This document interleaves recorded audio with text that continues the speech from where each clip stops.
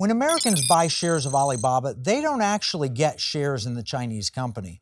Instead, they get shares in a Cayman Islands corporation known as a variable interest entity.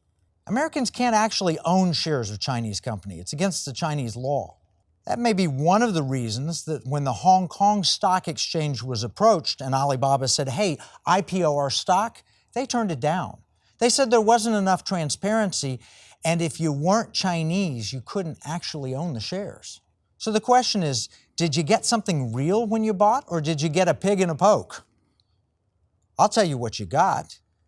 You got the opportunity to potentially get cash flows from Alibaba if the Chinese government allows it.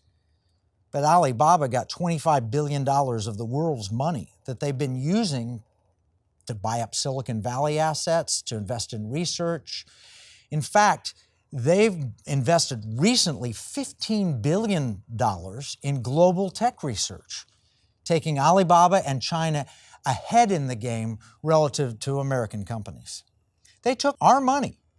They control it. They benefit from it. And we get shares in the Cayman Islands Corporation. By the way, this isn't a news story. I was warning about this back in 2014 and even appeared on Fox Business News to discuss it. Joining me now is Kevin Freeman, National Security Investment Consultant Institute founder. Kevin, good to see you. You just had a conference exploring some of the dangers, perhaps, of an Alibaba IPO. What are the political risks of it? Well, there are several. You mentioned one. We know that China has told Google, for example, if you operate in China, you're going to have to pass along certain information. You'll have to stop doing certain things.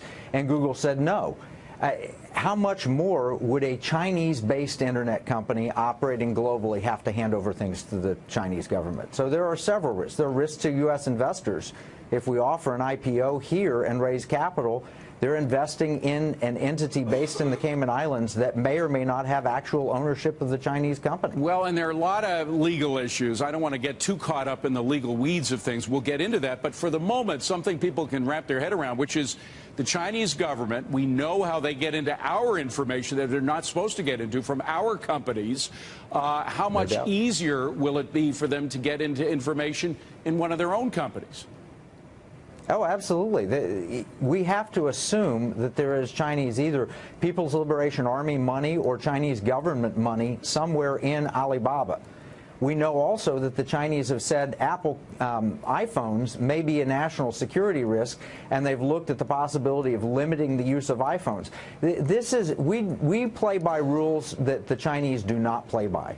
Well, but the key is here, it appears that not only investors, but also government officials seem to be kind of either turning a blind eye to it or just ignoring. One of the people at your conference, Fred Fleitz, he's a former CIA guy. He also worked at Defense Intelligence Agency. They know a lot of what they're talking about. He said, and I'm quoting him here, China is using cyber warfare to target foreign infrastructure, to identify dissidents, to harass, arrest, kill, steal industrial secrets. And within the U.S. government and within the corporate world, threats are being dismissed or being argued away.